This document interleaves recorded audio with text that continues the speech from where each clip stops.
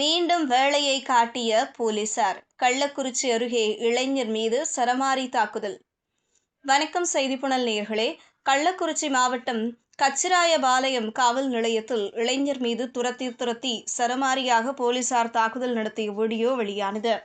இது பொதுமக்களை அதிர்ச்சியில் ஆழ்த்தியுள்ளது. சிவகங்கை மாவட்டம் திருப்புவனம் காவல் நிலையத்தில் மடப்புரம் கோவில் காவலாளி அஜித்குமார் அடித்து துன்புறுத்தப்பட்டு கொலை செய்யப்பட்டார். இந்த சம்பவம் நாடு முழுவதும் பெரும் அதிர்வலையை ஏற்படுத்தியது. ஏற்கனவே போலீசார் விசாரணை என்ற பெயரில் இளைஞர்களை அடித்து துன்புறுத்துவது அதிகரித்து வரும் நிலையில் அஜித்குமாரின் மரணம் ஆறாத ரணமாக அனைவரது மனதிலும் பதிந்துவிட்டது.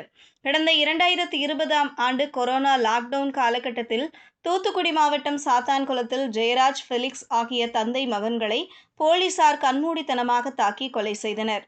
பிரேத பரிசோதனையில் அவர்களது வாயில் மிளகாய் பொடியை தூவி போலீசார் துன்புறுத்தியது தெரியவந்தது. இந்த சம்பவம் ஒட்டுமொத்த தமிழகத்தை உலுக்கியது. இருந்தாலும் போலீசார் தங்களது விசாரணை பாணியை மாற்றிக்கொள்ளவில்லை. தவறில் இருந்து பாடம் கற்கவில்லை. தொடர்ந்து இளைஞர்களையும் விசாரணை கைதிகளையும் அடித்து துன்புறுத்துவதை போலீசார் வாடிக்கையாக கொண்டிருக்கின்றனர். அந்த வகையில் நாளொரு மேனியும் பொழுதொரு வண்ணமுமாக போலீசாரின் அராஜக போக்கு வெளிப்பட்டு வருகிறது. ஏற்கனவே தேனி மாவட்டத்தில் இளைஞர் ஒருவரை போலீசார் தாக்கிய வீடியோ 2 நாட்களுக்கு முன்பு வெளியாகி அனைவரையும் கொதிப்படைய செய்தது. அஜித்குமார் மறைவு ஏற்படுத்திய சுவடு மறைவதற்குள் மற்றொரு வீடியோ தற்போது வெளியாகியிருக்கிறது.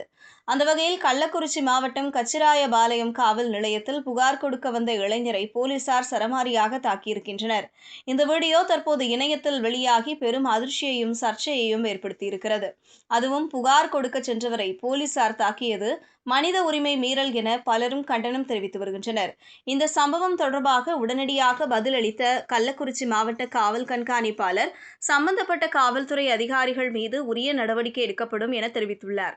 அதே சமயம் எஸ்பியின் இந்த உத்தரவு போதுமானது அல்ல என்றும் இதற்கு காரணமான காவல் நிலையத்தில் பணியாற்றி வந்த காவலர்கள் அனைவரையும் உடனடியாக பணியிடை நீக்கம் செய்து உரிய முறையில் விசாரணை நடத்த வேண்டும் என்றும் சமூக ஆர்வலர்கள் கோரிக்கை விடுத்துள்ளனர்.